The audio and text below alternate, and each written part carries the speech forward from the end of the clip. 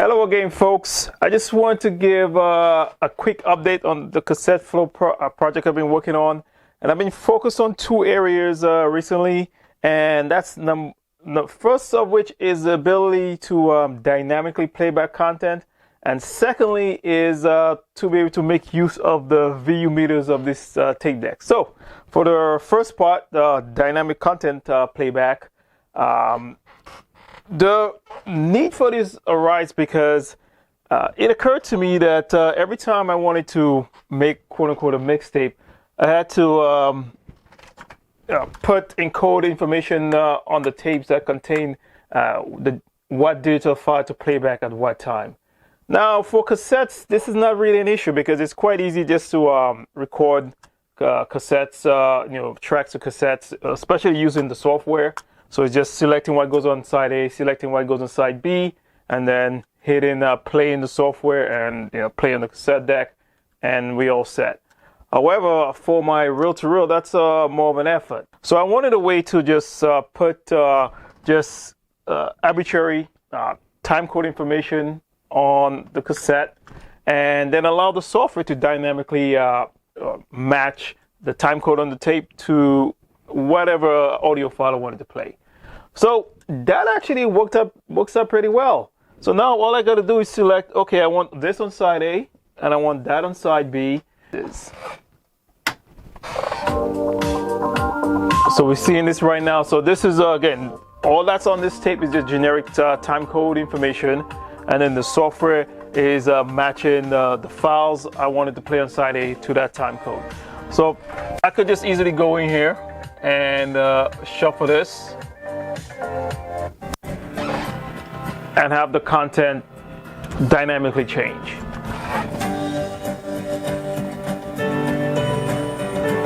All right, so the next thing I'm really excited about working on is the ability to make use of the level of VU meters on this old cassette decks, because as I've been learning, that's one of the few things that keep working on these older decks. So for example, I got this one last week from eBay. It says it's in perfect condition, and it was in fact perfect condition for roughly 2 hours until it just stopped playing, stopped fast forwarding, stopped rewinding.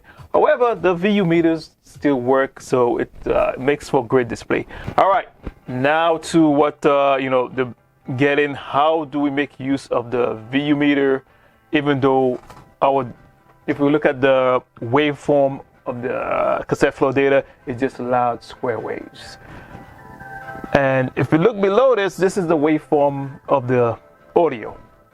So what I wanted to do was, can I combine these two things? And that's where, with a little bit of Python code, I was able to do that, and surprisingly with a good result. So if you look at these two here, this is a waveform of the analog audio. So each of these are a track, and this is below that we see the waveform when I just overlay the amplitude of the analog audio on top of the digital audio. So you can't visually you can't really distinguish the two of them. However, if you try to listen to this from audio wise, it's never gonna sound that great. But we don't care about the sound, we just care about how the level meters move. So let's show you how this works. So this cassette, we have the CassetteFlow data in which the audio amplitudes have been overlaid with it. So we're gonna pop this in and play this, and we should get some nice movement of the VU meter. All right, so before the VU meters were moving, and this was moving obviously because that's capturing the audio signal. Now let's see what happens when we use one of these CassetteFlow tracks with the analog audio superimposed on it. And kind of like magic, now we get the VU meters working. And to be honest, if I didn't know that this was the CassetteFlow data cassette, I wouldn't be able to tell the difference, because they more or less move in sync. You could literally scale this down all the way to, I think, like 15% of the original amplitude, and it still works fine. And that just goes to show you the power of the FSK, frequency shift keying method that's used to encode and decode the data onto the cassette tape. So really excited about this, and now the next goal is to move from the Python code and get it into the Java code, so make it a more streamlined process than it is now. So